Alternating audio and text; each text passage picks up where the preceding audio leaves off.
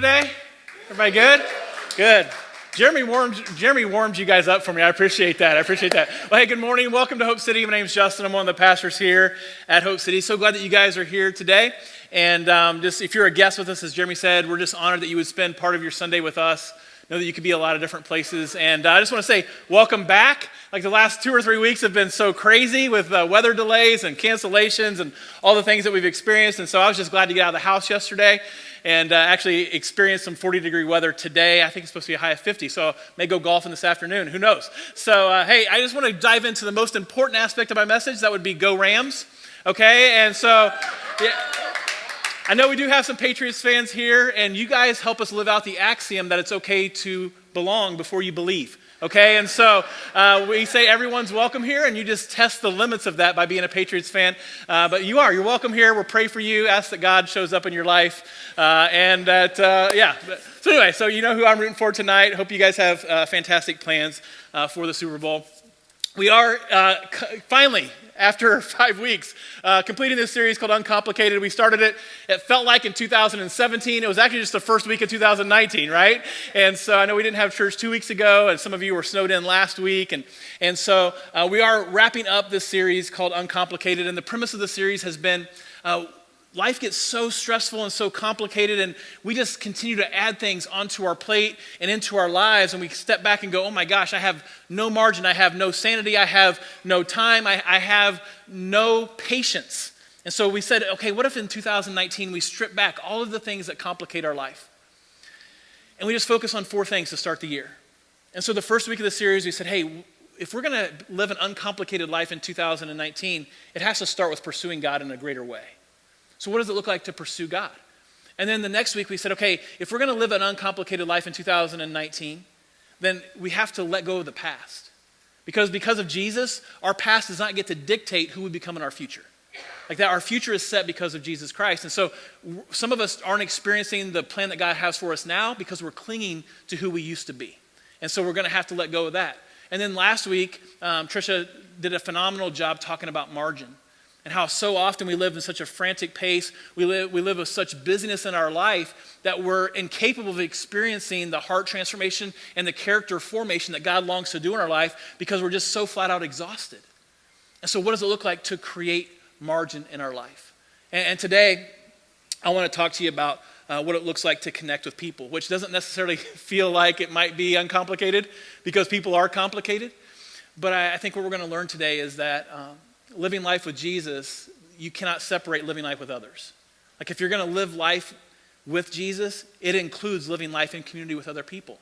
As complicated as it may be, it uncomplicates the transformational work that God longs to do in our life. So, being a pastor is a very unique occupation for a number of different reasons, but some of the conversations that I have as a pastor, you guys would be really surprised at. But one of the most popular and one of the most often asked questions that I get as a pastor, it's in normal conversations with people who are not in ministry, but when I'm talking to people in ministry or other pastors, it goes to a whole new level. But the most common question I'm asked is, how big's your church? So you're pastor of a church? Yeah, well, how big's your church? What's your attendance? And so if I'm with a group of pastors, it goes to like, so what are you running these days? Right? And it's a standard of measurement as people are trying to figure out whether or not your church is worth anything, right? Like, all right, you have 10 people or do you have 10,000 people? Like, how big's your church? What's your attendance? It's something that doesn't really happen in the context of other conversations, right? With other occupations. I don't go to the dentist and go, hey, how many patients you got coming here? Right? Like, that's just it's not a question you ask, right? You don't say to a middle school principal, hey, how many students you attracted to this middle school this week, right? Like, this is not something that you ask. You don't ask a pharmaceutical rep, how much you make in commission last year, right? It's just not something that we do, except when it comes to the church. There's a standard of measurement that we use attendance to measure the success or the failure of a church body. When we started thinking about starting Hope City, I was on staff at a mega church in Nashville. I was 7,000 people. Tons of people coming, tons of momentum, tons of outward expressions of success. And so we began to realize as we started praying about starting a new church here a few years ago, is that more people go to church now than ever before. The problem is very few people are changing. right? And so when we started Hope City, we said we have got to have a different measurement of success. We have to have a different standard by which we're measuring our effectiveness. And so from day one, we said, hey, Hope City, the goal of Hope City is not crowd accumulation. The goal of this place is not crowd accumulation. It's heart transformation. It's life transformation. Like, I'm going to take God out of the equation, but starting a church and attracting a crowd is pretty formulaic, okay? There's a formula. If you work and you do it well, you're going to attract a crowd. You need good worship, you need decent speaking, and you need great children's ministry in this area to have a crowd come. That's not even including God in the picture. If you can have great worship, you have an engaging speaker, and you have decent children's ministry, you're going to have a good crowd. But life transformation doesn't take place in the context of a crowd. Life transformation takes place in the context of community. Life transformation takes place in the context of relationships. And so from the very beginning, we said, hey, our goal is not just to attract a crowd. Our goal is to not put people in rows, but to circle people up in homes. And we're going to measure the level of our success, not by how many people we have attending on Sunday, but by how many people we have engaged in life-transforming relationships with others. And so I put this in your notes, that circles are better than rows because life change happens best in the context of small groups. Life change happens best in the context of small groups. And so rather than just tell you about it, I wanted to kind of allow you to experience it. So I've asked Sarah and Paul Ackerman to come up, and they have some members of their connection group with them. And they're going to kind of share a little bit about their experience in their own connection group. I'll give you guys some mics here. Paul? Sarah said that you don't get a mic this service, but I'm giving you a mic. She's smarter than you. So these guys are a part of, there was really, other than Gina, there was a whole different group of people at our first service. So it shows their commitment. They left. But anyway, we got a new group of people here. But Paul and Sarah lead a group in Carmel. You guys have been leading a little over a year, probably. Almost 2 years. Okay, wow. All right, I underestimated that. But talk a little bit about, I know you guys were a part of groups before at other churches. Talk about why you kind of decided to start a group here at Hope City. Yeah, we were a part of another group for 5 years of amazing people. We loved them, still do. And they got us through a lot of really difficult times. They supported us, encouraged us, helped us with a lot of things and a lot of life. But when we started coming to Hope City, we loved it so much, and we wanted to be engaged as much as possible and really find community here and pour into our time that we were having here. So we decided to join a small group, but we were asked to lead, and it was amazing. So Paul, I know that you guys, all of our connection groups are structured in different ways. Some meet twice a month, some meet every week. You guys do a really cool, I think it's a cool thing, in how you structure your group throughout the month. Talk a little bit about kind of the meeting format for you guys. Yeah, so the way it works is we have, everybody comes together as a group, then we have a guys' night, everybody comes together as a group, then we have a women's night out. And so we found that it's a good way to structure things. So, the guys get to have their nights out, and we get to do guy things, bowling, cigars, breweries, whatever, I told church you stuff. last time not to talk We're about striking that from the video. Yeah, right. But we get to, yeah. They're going as missionaries into these venues. What? Yeah. And so we get to do things like that because, guys are... There's a line already forming to sign up for your group. We've always found in the past that, while guys are very simple, sometimes it's difficult. And the vulnerability that can come from being able to spend some time together, doing things that can lower your guard a bit, we found is very helpful. That's cool. I know that just speaking from experience over the last 20 years, it's really hard for guys to not feel like they're being dragged into a connection group or a small group. And so I love the format. So you guys are basically getting together 3 times a month. 4. We get together but I mean, every single week. Oh yeah. When you're alternating and all that, which the consistency has probably been helpful as well. The consistency has grown our friendships so much, just doing that where we meet every week, and for guys 3 and girls 3. And attendance is actually better the more that we meet. Yeah. That's cool. We found. Yeah, that's cool. So other than the breweries and the cigar shops, talk a little bit about the format of your group, because I know maybe it's intimidating for somebody who doesn't have a church background, like you're going to go and study Greek and the Bible and all this stuff. Talk about like what a typical night at a group looks like. Well, we're already all fluent in Greek, so we don't have to do that. And you keep calling us leaders. Like, I see like 200 people, and you're all probably more qualified to lead a group. So Our group is really community focused and driven. We are not a Bible study, although if you are interested in a Bible study group at Hope City, we have that for you. But this group in particular is just about forming relationships.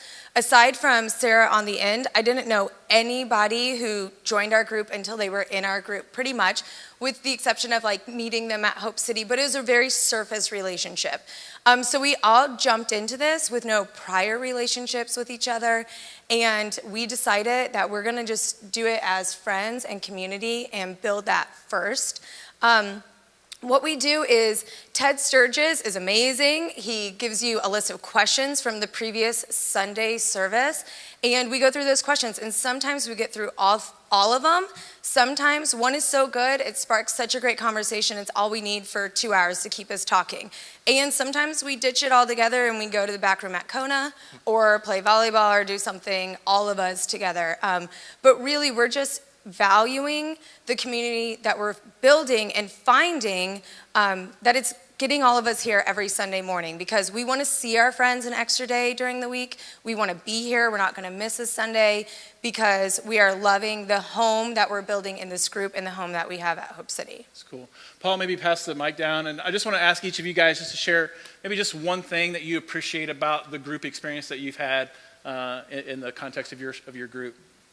Yeah, it's been, it has been kind of a exceptionally difficult year for Amy and I, and it's just been hard on a number of levels. And she's had a lot of health issues, and that's been hard for me to work because I have my own like painting and remodeling business, and so I'm taking care of her and our 4 kids, and it's been that's been hard, and haven't been able to make it a lot as much as we wanted to, and it's been really I don't know, it's not, I don't want to say just comforting, because I feel like that does a disservice to it, but it's reassuring. It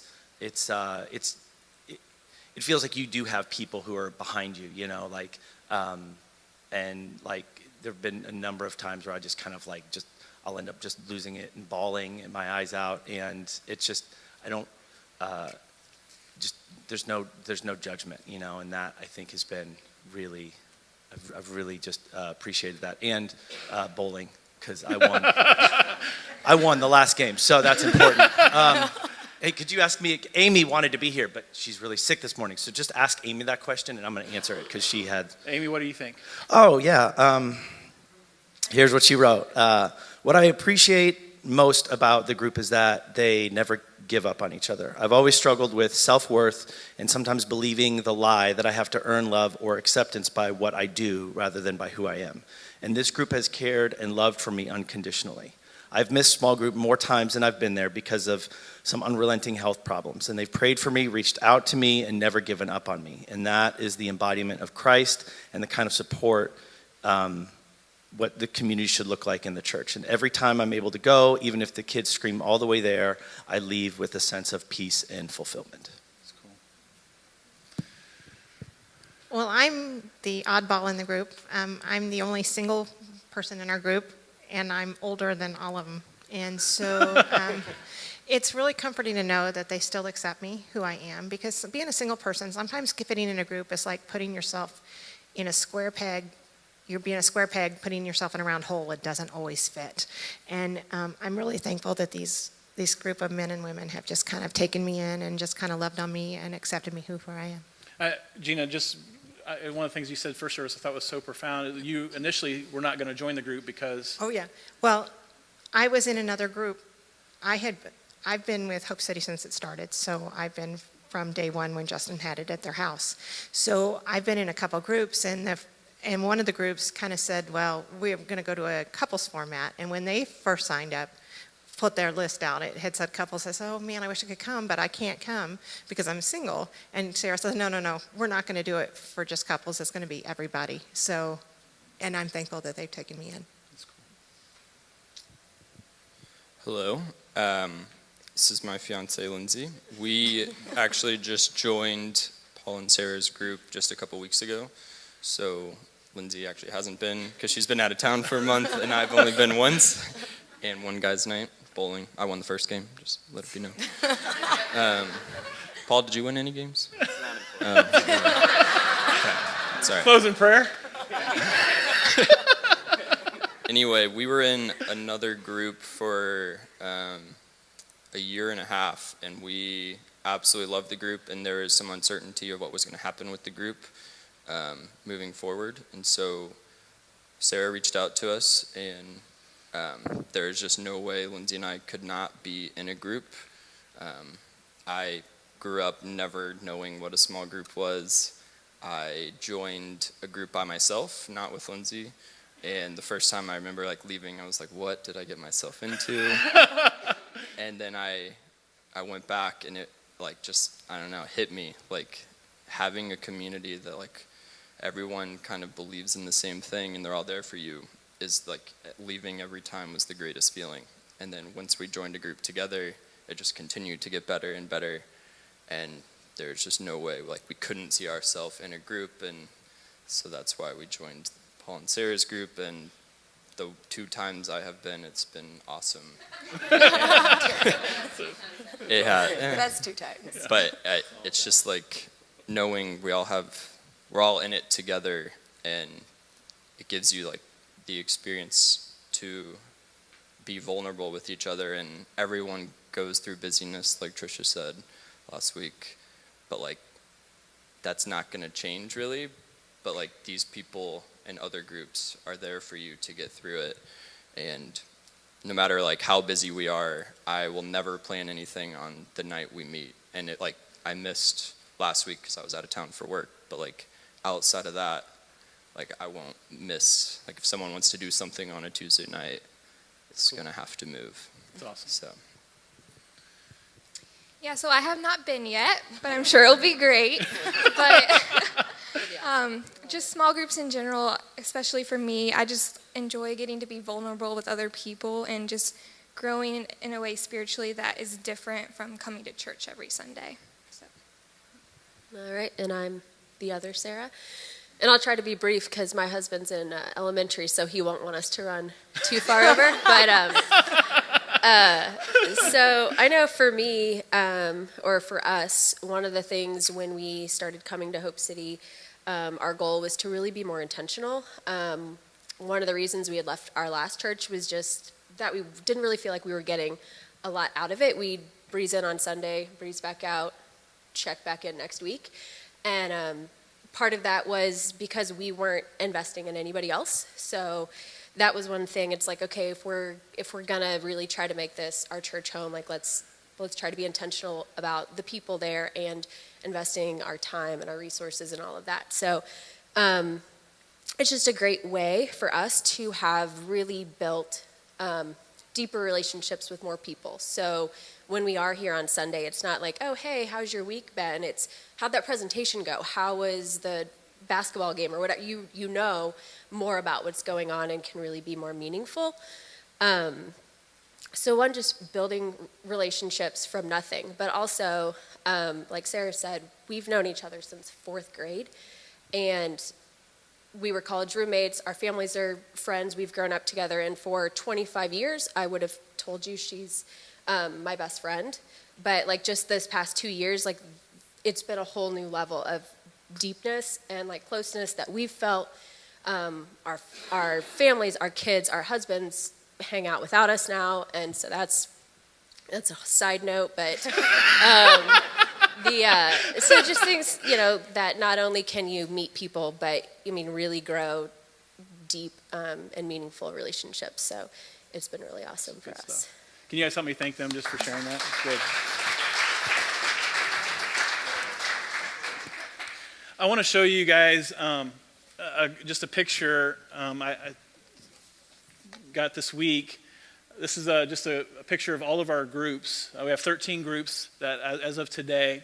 And if you can see down here on the bottom not corner, but at the very bottom of the screen, there's a pinpoint. That's a group that's just starting in Franklin Township. We have a number of people that come from Plainfield. We have people that come from Franklin Township. We have people that come from Greenwood. We have people that come from Beech Grove, and they drive 35, 40 minutes to get here. And so we said, hey, we need to have a sense of community on that side of town so they don't have to drive up here for every single thing that's related to Hope City. We have a new group that's starting in Midtown. It's replacing Jensen and Sierra, who moved to Seattle. They lived in Midtown, so we're starting a new group there because we have a number of people that come from Broad Ripple. We have a number of people that come from the Midtown area.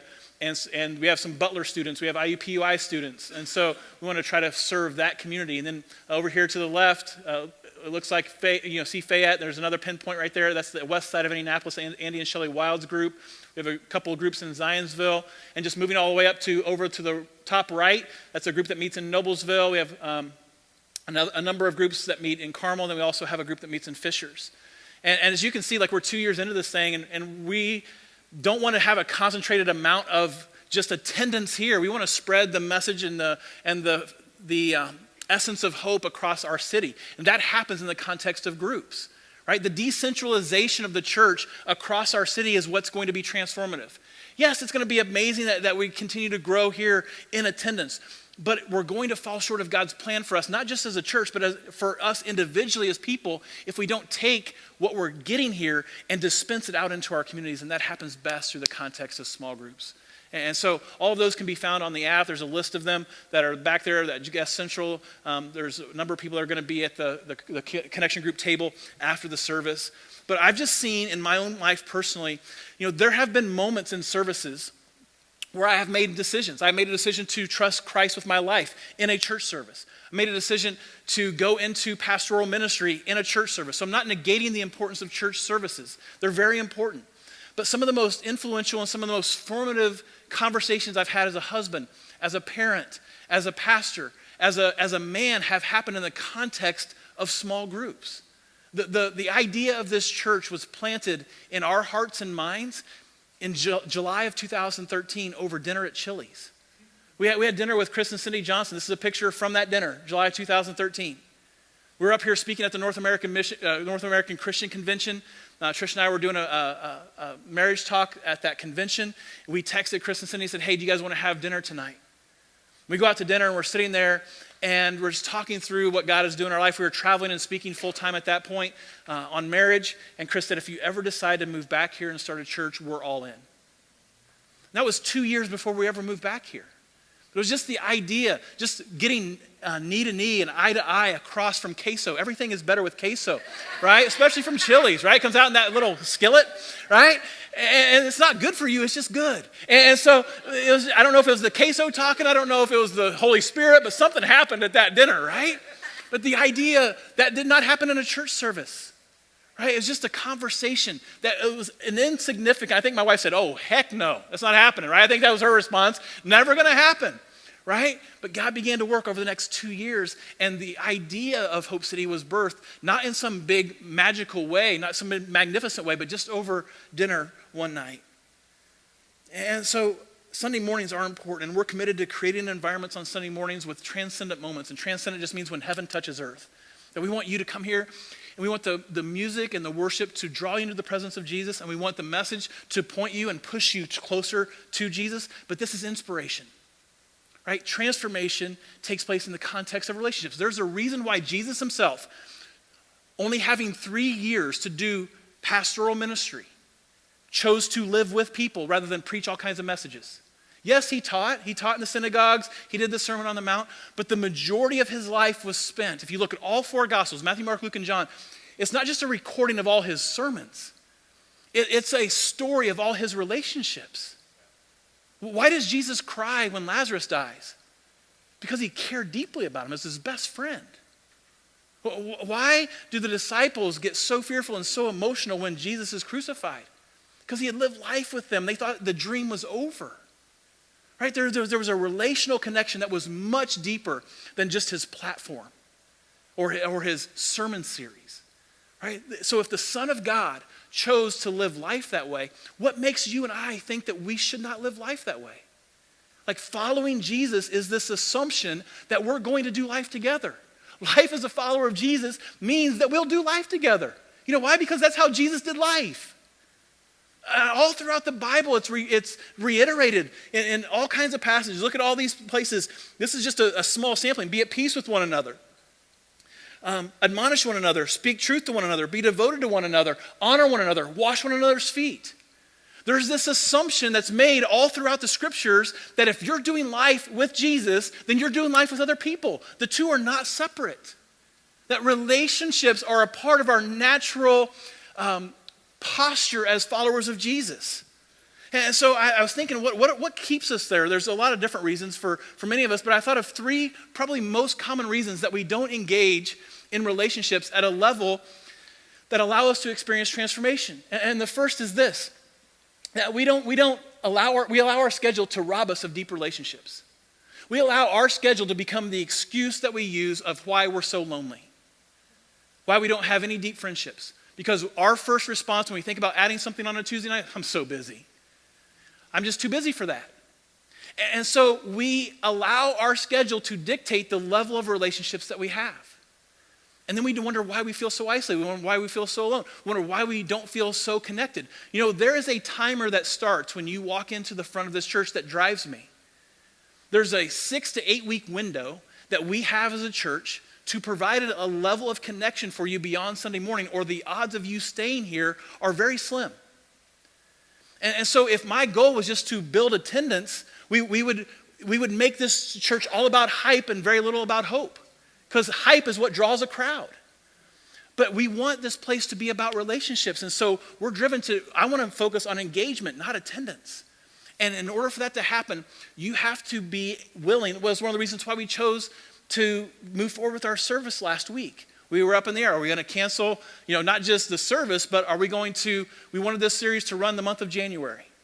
And so we're really going to do a New Year's series into February. But in order to have relationships, you know what you have to have? Margin. And so it was imperative that Trish talk about the principle of creating margin in our life so that we don't use the excuse, I'm too busy. Because that's not an excuse at all.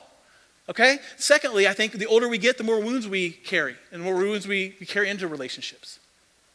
The older you get, there's probably this time where you felt very optimistic about your friendships. The older you get, that feeling goes away. Because we experience divorce, we experience betrayal, we experience disappointment, we experience unmet expectations, we experience tragedy, we experience people saying stuff about us on social media, we experience people walking away from us, we experience people lying about us. And we accumulate all of those things, and then we start projecting them onto other relationships. And so we don't go into this topic optimistic that it's going to work out, we go into it pessimistic that it's probably not going to work out. It's one of the things I appreciate most about Gina and her story. She's been in several different groups. Some of them were train wrecks, right? It's not perfect, but she did not give up. She still pursued it because she recognized, hey, it's easy to say when a group doesn't work out that it's a reflection on me. What she said is, I just wasn't the right fit for that group, and she continued to pursue it, right? And so you have to come to terms with the preconceived notions that you have about relationships so that you don't then bring those into a group and completely, submarine any chance that group has of being successful, because nobody's ever going to live up to your expectations. And then finally, I think one of the reasons why we don't pursue community is we've equated social connection with authentic friendship. We've replaced Facebook connection with a cup of coffee. We're more connected to people we play Xbox Live with than people we actually go to school with, right? I've heard students talking about FaceTiming people they play Fortnite with across the country, right? Like there's this immediate connection over a video game, and we sit by ourselves at lunch, right? We've equated the social connection with authentic friendships. We have pursued being liked on Instagram in favor of actually being in a relationship with a real person, right? And so we have to recognize our propensity to scroll, and our propensity to compare, and our propensity to equate a social connection with an actual relationship. And it's why as a society we're more socially connected than we ever have been, and so much more relationally isolated than we ever have been. Right? We're so much more lonely. And so what does it look like to experience really authentic relationships? That's the core value of our church. It's one of the core values is that we want to build this place on authentic friendships. Here's the problem with that. Authenticity is the cry of many. It's the game of few. Everybody wants to be a part of an authentic church. Everybody wants to have authentic relationships. The problem with wanting that is what is required in authentic relationships? Authenticity, right? You know what authenticity means? Being real. And most people don't want to be real. Here's why. It's not an indictment against our soul. It's an indictment against our insecurity. That our greatest desire is that we would be known. Our greatest fear is that we won't be loved. And so what happens is we sacrifice being known on the altar of being accepted. And so we think if they really knew the real me, they wouldn't love me. They wouldn't accept me. They would not want to be in a relationship with me. And so we don't bring our authentic true self into a relationship, and we place a lid on the amount of authenticity we're capable of experiencing in the context of relationships because we're just being fake. Right? And so one of the things that Trish and I have really tried to make a pillar of this church is that at any cost, we're going to be real. We're going to be authentic. And it's not always pretty, but it's always redeemable. Right? Because redemption only takes place in things that are broken. Right? In order for something to be redeemed, it has to be lost first. Right? And so we trust in the redeeming power of Christ to bring good things out of bad things. And the price of authenticity is vulnerability. And there's something beautiful about vulnerability. It's intimidating, but it's beautiful. Have you ever been in a small group where appropriate vulnerability was offered? There's inappropriate vulnerability, right? Like you get together for the first time and somebody just tells you their entire life story, like, okay, I'm never coming back to this group, right? Like there's something repelling about that, right? It's like, I don't need that right now in my life. But there's something endearing and attractive about appropriate vulnerability. Like you're in a group and maybe it's a single mom that says, I just feel so guilty every single time I drop my child off at daycare. I mean, I know I have to go to work, but it doesn't erase the guilt I feel. And somebody else in the group goes, I've been there. I know exactly how you feel. What happens? There's a galvanizing that takes place in that group. Right? People rally together. There's this power in two words, me too. Right? When somebody's willing to say me too, it makes you feel like, oh, I'm not alone. I'm not the only one. Right? Maybe you're golfing with your buddies and it's all surface level, it's all chit chat, it's all superficial conversation, and then somebody mentions that they're having trouble in their marriage, and you kind of laugh it off at first, but then you realize that they're serious. And then maybe a guy who's been through a divorce says, hey, I was there and don't give up. I gave up way too soon. Don't give up. What happens in that context? The whole culture of the foursome just takes on a completely different direction, doesn't it? Because somebody's saying, hey, I've been where you are. I've felt what you felt. And I'm going to be vulnerable about it. I'm going to share this part of my heart with you. Right? And we want authenticity, but the price of authenticity is vulnerability. And so if we're going to experience that, I put this scripture in your notes that I want to just close with today. Hebrews chapter 10, verses 23 through 25, it says this. Let us hold tightly without wavering to the hope we affirm, for God can be trusted to keep his promise. Let us think of ways to motivate one another to acts of love and good works. And let us not neglect our meeting together as some people do, but encourage one another, especially now that the day of his return is drawing near. And so what does it look like to pursue authentic relationships? What does it look like to authentically connect with people? The first thing I would say is that in order to have an authentic relationship, you need to be messy. Authentic relationships are messy.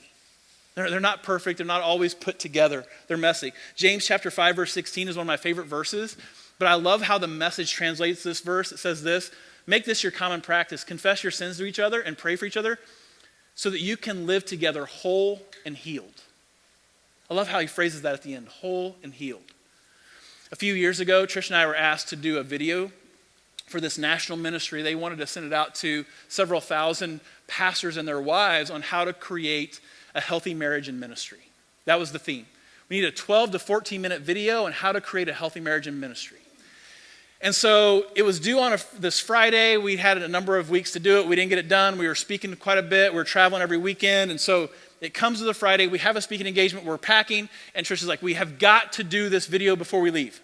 I'm like, fine. So I set up the video camera. I get it all set up. I set up the lighting. We get down. We have our outline there. We have our notes.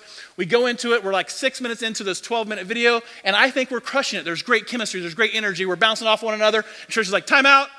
Got to stop. I'm like, what's going on? She's like, you have a mad face. I'm like, a mad face? What do you mean a mad face? I don't have a mad face. I'm into it, right? She's like, no, you look really hacked off right now. You look really mad. People are going to look at this video and go, wow, he's really angry with his wife. So when I'm talking, why don't you actually look like you're enjoying what I'm saying? I'm like, it's my teaching face. She's like, well, your teaching face is very angry. And I'm like, okay, I'm getting a mad face right now, but take two, okay. So we go back into it. We're crushing it. We need a 12 to 14 minute video. We come in at 12 minutes and 35 seconds, which if you know me is a miracle in and of itself. And so we close the deal. I start uploading it. Trish is loading the luggage into the car. We're going to drive to the airport. I play it, no audio. There's a setting on the camera that I did not see, no audio. I get the camera back out, get the computer back out, get the lights back out. Now both of us have a mad face, right? So we sit down, we're like, let's just get through this video. This is how we have a good marriage. Say what Jesus has done in your life. So we get through the video. I upload it on the way to the airport. Done. Close the computer, get on the flight. We open the phones up after the flight. The leader of the ministry texted, you guys, that video was amazing. She's like, it was unbelievable. I just don't know the authenticity that you guys share with. There's so much chemistry between you. I'm just blown away by it.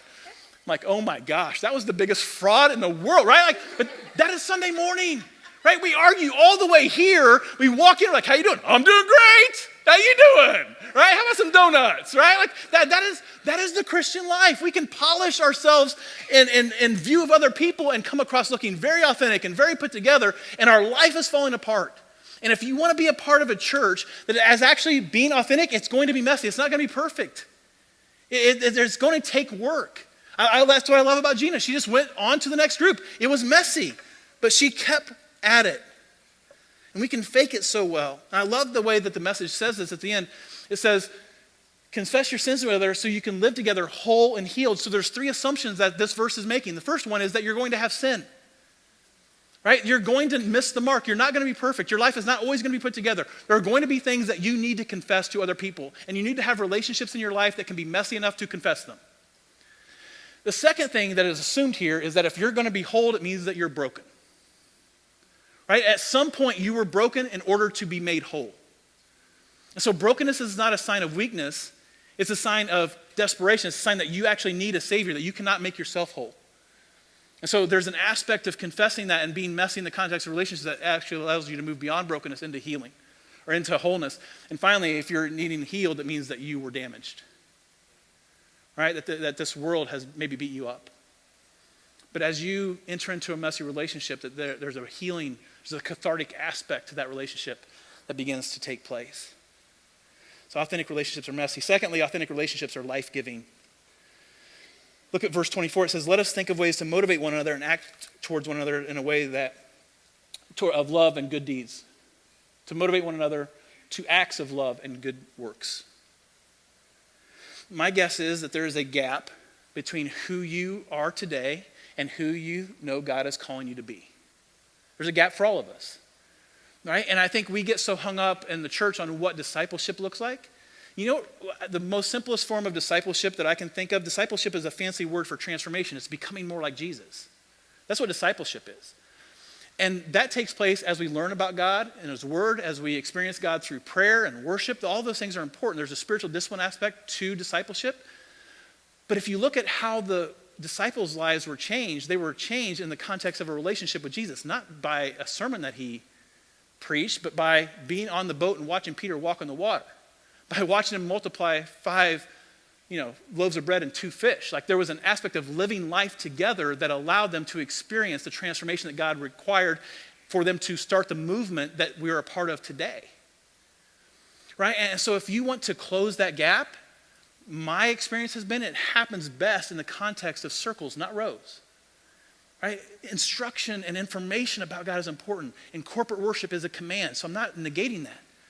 But there's an aspect of authenticity that takes place when you realize that you're not alone. I love, somebody said up here that we're in this together. Like you're not alone in your hurt. You don't have to carry the miscarriage alone. You don't have to carry your guilt alone. You don't have to carry your abuse alone. You don't have to carry your fear alone. You don't have to carry your past alone. You don't have to carry your failure alone. You don't have to carry your insecurity alone. You don't have to carry your divorce alone. You don't have to carry that loss alone. You don't have to carry your financial burden alone. You don't have to carry your shame alone. Like there's this corporate aspect of I am not alone in this. There's somebody here with me. Number 3 is authentic relationships are intentional. Look at verse 25. And let us not neglect our meeting together as some people do, but encourage one another, especially now that the day of Christ's return is drawing near. The reality of your life and my life is this. We schedule what's important to us. Like you can throw money at something and it gives it a little bit of value, but when you give something time, it declares its value. We schedule what is important to us. And I love what Connor said, where he said, hey, on Tuesday night, unless I'm traveling for work, this is on my calendar. This is a priority for me. And consistency is important. Like there has to be an aspect of consistency for you to experience. I mean, can you imagine just going to the gym like once a month and going, I don't understand why I'm not getting in shape. I'm lifting weights once every 30 days. I'm running 3 miles once every 30 days. Why is it not working? That's what we do with Christian community. Right? We show up to church on average. Now this isn't you, right? This is just the national average. People go to church 1.5 times a month.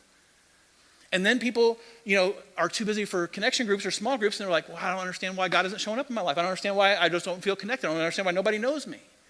Right? We schedule what is important to us, and it has to be intentional. I had an authentic and honest conversation with my sophomore in college son over Christmas break. And there was this aspect that he didn't feel like, and he was right in his feelings, that I was being intentional in our relationship. My oldest son was at Indiana Wesleyan for 3 years. I was there sometimes 2 times a week for basketball games because he played basketball there. Then he transfers this last year, and now he plays basketball in Illinois. I was there 1 time last semester. And so it wasn't intentional. That's the point. It was not intentional. Right? And so I had to confess my sins and say, I'm really sorry. And I have not prioritized our relationship. It's not going to just grow over text message. It's not just going to grow over a phone call or a FaceTime. Like Marion is not on my way to Meyer, right? Like it has to be intentional. I have to intentionally go there. I have to intentionally schedule it, or it's not going to happen. And the same is true in your life when it comes to relationships. And finally, authentic relationships anchor us in hope. Look at verse 23. Let us hold tightly without wavering to the hope we affirm, for God can be trusted to keep his promise. Like there's an aspect of relationships that reminds you that God is a promise-keeping God. That God is a promise-making, promise-keeping God, and that there is hope that is beyond this life. I want you to think about the last small group that Jesus had. For the disciples, it was not planned. I mean, it was Passover, but they did not know it was going to be the Last Supper. They probably would not have come, right? But Jesus gathers his group of friends that he's been traveling with and living with and speaking to and investing in over the last 3 years. And they gather together for a meal. And he uses that opportunity not just to remind them of who they are, but where he is going and the hope that they have that's coming. And he says, hey, this bread, it represents my body, which is broken for you. And this cup, this wine, it represents the blood that is going to be shed for you. And I can imagine a sense of probably disillusionment, confusion, not really knowing what Jesus was talking about, but realizing it was a significant moment. And then he says, as often as you eat this bread and drink this cup, you do this in remembrance of me. Like there was this futuristic aspect to what Jesus was saying that was going to connect them to this moment. Every time they took communion, every time they gathered together, it was to remember what Jesus has done. And then another place in the New Testament says, as often as you drink this bread or drink this cup and eat this bread, you proclaim Jesus' death until he comes again. So there's this element of hope that is anchored to our soul in the context of relationships. And so as we close this series, as we close this morning, I couldn't think of a better way for us to close than the context of communion together. So we're going to take a minute, and I just want you to do a little bit of an assessment of your relationship with God. Like, have you prioritized it? Does it feel complicated? Does it feel distant? Or are you pursuing God? Or do you have the margin in your life to allow God to have even more of your heart? And then realize this, that everybody who is a follower of Jesus is invited to partake in this. This is a communal event. It's a family dinner of some sort. That we come together to not just remember Jesus' death 2,000 years ago, but to look forward with hope to the community that we get to have with one another for all of eternity.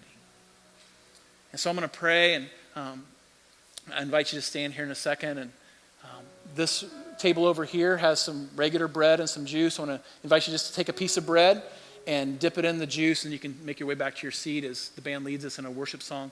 Over here is gluten-free, and so if that's where you're living, that's where you need to go, over there. It has gluten-free bread, and biblical bread was unleavened, so I think we can have gluten-free bread here. And so you can take the piece of gluten-free bread, dip it in the juice, and make your way back to your seat. Or if you're closer to the back, there's a station back in the back with regular bread. You can take that bread, dip it in the juice, and then make your way back to your seat. So let's stand together. I'm going to pray, and then we can make our way to experience communion.